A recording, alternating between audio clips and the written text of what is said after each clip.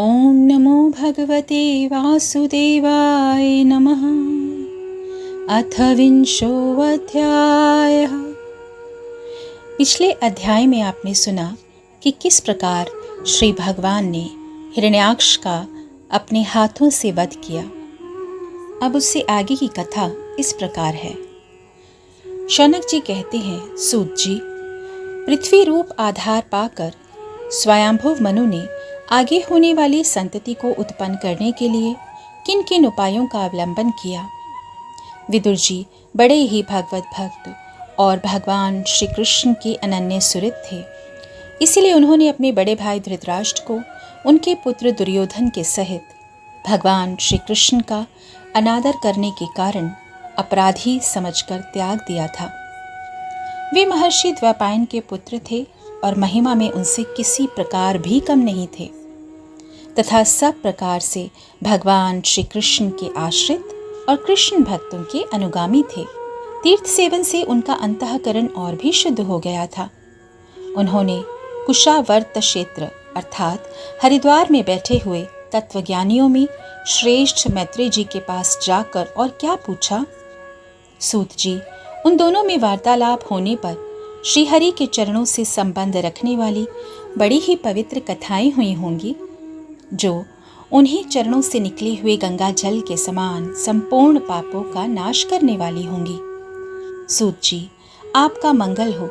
आप हमें भगवान की वे पवित्र कथाएं सुनाइए। प्रभु के उदार चरित्र तो कीर्तन करने योग्य होते हैं। भला ऐसा कौन रसिक होगा जो श्री हरि के लीला अमृत का पान करते करते तृप्त हो जाए। नैमिषारण्यवासी मुनियों के इस प्रकार पूछने पर उग्र श्रवा सूत जी ने भगवान में चित्त लगाकर उनसे कहा, सुनिए। सूत जी ने कहा, मुनिगण, अपनी माया से वराह रूप धारण करने वाले श्री हरि की रसातल से पृथ्वी को निकालने और खेल में ही तिरस्कार पूर्वक हिरण्याक्ष को मार डालने की लीला सुनकर विदुर जी को बड़ा ही आनंद हुआ और उन्होंने मुनिवर मैत्रेय जी से कहा। विदुर जी ने कहा, ब्राह्मण, आप सभी विषयों को जानने वाले हैं, अतः यह बतलाइए कि प्रजापतियों के पति श्री ब्रह्मा जी ने मरीचि और प्रजापतियों को उत्पन्न करके फिर सृष्टि को बढ़ाने के लिए क्या किया। मरीचि आदि मुनीश्वरों ने और स्वयंभुव मनु ने भी ब्रह्मा जी की आज्ञा से किस प्रकार प्रजा की वृद्धि की। क्या उन्होंने इस जगत को पत्नियों के सहयोग से उत्पन्न किया या अपने अपने कार्य में स्वतंत्र रहकर अथवा सबने एक साथ मिलकर इस जगत की रचना की। श्री मैत्रेय जी ने कहा, विदुर जी, जिसकी गति को जानना अत्यंत कठिन है, उस जीवों के प्रारब्ध, प्रकृति के नियंता पुरुष और काल, इन तीनों हेतुओं से तथा भगवान की सन्निधि से त्रिगुणमय प्रकृति में एक क्षोभ होने पर उससे महत्तत्व उत्पन्न हुआ।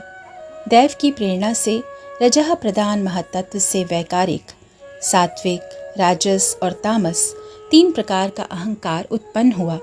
उसने आकाश आदि पांच पांच तत्वों के अनेक वर्ग प्रकट किए।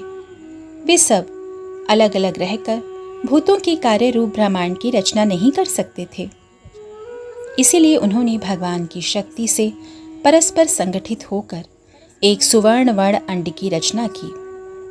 वह अंड चेतना शून्य कारणाब्धि के जल में पड़ा रहा। फिर उसमें श्री भगवान ने प्रवेश किया। उसमें अधिष्ठित होने पर उनकी नाभि से सहस्त्र सूर्यों के समान अत्यंत दैदीप्यमान एक कमल प्रकट हुआ, जो संपूर्ण जीव समुदाय का आश्रय था। उसी से स्वयं ब्रह्मा जी का भी आविर्भाव हुआ है। जब ब्रह्मांड की गर्भ रूप जल में शयन करने वाले श्री नारायण देव जी ने ब्रह्मा जी के अंतःकरण में प्रवेश किया, तब वे पूर्व कल्पों में अपने ही द्वारा निश्चित की हुई नाम रूपमयी व्यवस्था के अनुसार लोगों की रचना करने लगे। सबसे पहले उन्होंने अपनी छाया से तामिस्र, अंधतामिस्र, तम, मोह और महामोह के 5 प्रकार की अविद्या उत्पन्न की। ब्रह्मा जी को अपना वह तमोमय शरीर अच्छा नहीं लगा, अतः उन्होंने उसे त्याग दिया। तब जिससे भूख प्यास की उत्पत्ति होती है, ऐसे रात्रि रूप उस शरीर को उसी से उत्पन्न हुए यक्ष और राक्षसों ने ग्रहण किया। उस समय भूख प्यास से अभिभूत होकर वे ब्रह्मा जी को खाने को दौड़ पड़े और कहने लगे, इसे खा जाओ, इसकी रक्षा मत करो, क्योंकि वे भूख प्यास से अत्यंत व्याकुल हो रहे थे। ब्रह्मा जी ने घबरा कर उनसे कहा, अरे यक्ष राक्षसों, तुम मेरी ही संतान हो, इसीलिए मुझे भक्षण मत करो, मेरी रक्षा करो। उनमें से जिन्होंने कहा खा जाओ वे यक्ष हुए, और जिन्होंने कहा रक्षा मत करो वे राक्षस कहलाए। फिर ब्रह्मा जी ने सात्विकी प्रभा से दैदीप्यमान होकर मुख्य मुख्य देवताओं की रचना की। उन्होंने क्रीड़ा करते हुए ब्रह्मा जी के त्यागने पर उनका वह दिन रूप प्रकाश में शरीर ग्रहण कर लिया। इसके पश्चात ब्रह्मा जी ने अपने जघन देश से कामासक्त असुरों को उत्पन्न किया। वे अत्यंत काम लोलुप होने के कारण उत्पन्न होते ही मैथुन के लिए ब्रह्मा जी की ओर चल दिए। यह देखकर पहले तो वे हंसे, किंतु फिर उन निर्लज्ज असुरों को अपने पीछे लगा देखकर भयभीत और क्रोधित होकर बड़े जोर से भागे। तब उन्होंने भक्तों पर कृपा करने के लिए उनकी भावना के अनुसार दर्शन देने वाले शरणागत वत्सल वरदायक श्री हरि के पास जाकर कहा, परमात्मन मेरी रक्षा कीजिए। मैंने तो आपकी ही आज्ञा से प्रजा उत्पन्न की थी, किंतु यह तो पाप में प्रवृत्त होकर मुझको ही तंग करने चली है। नाथ, एकमात्र आप ही दुखी जीवों का दुख दूर करने वाले हैं, और जो आपकी चरण शरण में नहीं आते हैं उन्हें दुख देने वाले भी एकमात्र आप ही हैं। भगवान श्री कृष्ण तो प्रत्यक्षवत सबके हृदय की जानने वाले हैं। उन्होंने ब्रह्मा जी की आतुरता देखकर कहा, तुम अपने इस काम कलुषित शरीर को त्याग दो। भगवान के यूं कहते ही उन्होंने वह शरीर भी छोड़ दिया। ब्रह्मा जी का छोड़ा हुआ वह शरीर एक सुंदरी स्त्री संध्या देवी के रूप में परिणत हो गया। उसके चरण कमलों के पायजेब छंत्रित हो रहे थे, उसकी आंखें मतवाली हो रही थीं और कमर करदनी की लड़ी से सुशोभित सजीली साड़ी से ढकी हुई थी। उसके उभरे हुए स्तन इस प्रकार एक दूसरे से सटे हुए थे कि उनके बीच में कोई अंतर ही नहीं रह गया था। उसकी नासिका और दंतावली बड़ी ही सुघड़ थी तथा वह मधुर मधुर मुस्काती हुई असुरों की ओर हाव भाव पूर्ण दृष्टि से देख रही थी। वह नीली नीली अलकावली से सुशोभित सुकुमारी मानो लज्जा के मारे अपने आंचल में ही सिमटी जाती थी। विदुर जी उस सुंदरी को देखकर सब के सब असुर मोहित हो गए। अहो, इसका कैसा विचित्र रूप, कैसा अलौकिक धैर्य और कैसी नई अवस्था है। देखो, हम काम पीड़ितों के बीच में यह कैसी बेपरवाह सी विचर रही है। इस प्रकार उन कुबुद्धि दैत्यों ने स्त्री रूपिणी संध्या के विषय में तरह तरह के तर्क वितर्क करके फिर उसका बहुत आदर करते हुए प्रेमपूर्वक पूछा, सुंदरी, तुम कौन हो और किसकी पुत्री हो? भामिनी, यहाँ तुम्हारे आने का क्या प्रयोजन है? तुम अपने अनूप रूप का यह बेमेल सौदा दिखाकर हम अभागों को क्यों तरसा रही हो? अबले तुम कोई भी क्यों ना हो, हमें तुम्हारा दर्शन हुआ, यह बड़े सौभाग्य की बात है। सुंदरी, जब तुम उछलती हुई गेंद पर अपनी हथेली की थपकी मारती हो तब तुम्हारा चरण कमल एक जगह नहीं ठहरता। तुम्हारा कटी प्रदेश स्थूल स्तनों के भार से थक सा जाता है और तुम्हारी निर्मल दृष्टि से भी थकावट छलकने लगती है। अहो, तुम्हारा केश पाश कितना सुंदर है। इस प्रकार स्त्री रूप से प्रकट हुई उस सायंकालीन संध्या ने उन्हें अत्यंत कामासक्त कर दिया और उन मूढ़ों ने उसे कोई रमणी रत्न समझकर ग्रहण कर लिया। तदनंतर ब्रह्मा जी ने गंभीर भाव से हंसकर अपनी कांतिमयी मूर्ति से, जो अपने सौंदर्य का मानो आप ही आस्वादन करती थी, गंधर्व और अप्सराओं को उत्पन्न किया। उन्होंने चंद्रिका रूप अपने उस कांतिमय प्रिय शरीर को त्याग दिया। उसी को विश्वावसु आदि गंधर्वों ने प्रसन्नतापूर्वक ग्रहण किया। इसके पश्चात भगवान ब्रह्मा ने अपनी तंद्रा से भूत पिशाच उत्पन्न किए।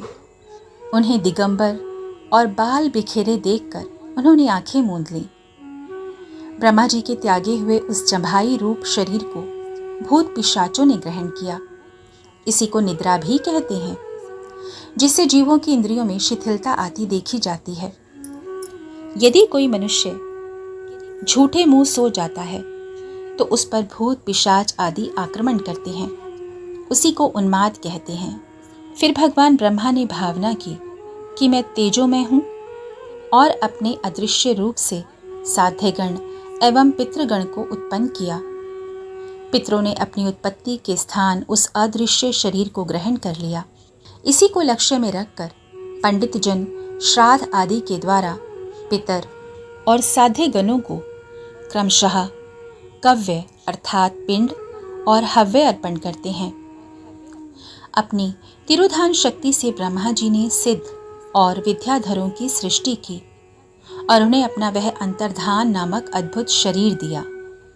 एक बार ब्रह्मा जी ने अपना प्रतिबिंब देखा, तब अपने को बहुत सुंदर मानकर उस प्रतिबिंब से किन्नर और किमपुरुष उत्पन्न किए। उन्होंने ब्रह्मा जी के त्याग देने पर उनका वह प्रतिबिंब शरीर ग्रहण किया। इसीलिए ये सब उषा काल में अपनी पत्नियों के साथ मिलकर ब्रह्मा जी के गुण कर्म आदि का गान किया करते हैं।